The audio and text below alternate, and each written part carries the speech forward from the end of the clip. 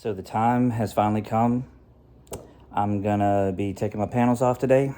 One of my friends works in a body shop, and they are taking on the project of getting my fender flares painted and ready for me to get them back on the car. So that process is about to start. I'm getting ready to take off the panels, and he's coming over shortly to pick them up. And then hopefully by the weekend, we are putting them back on. And who knows, if I get them back by Friday, I could be at Cars and Coffee Saturday morning rolling with the kit clean. So yeah, we finally got to that point. And the panel that I had that was broken or messed up is gonna get body worked, and the kit will be whole by the time I'm ready to put it back on.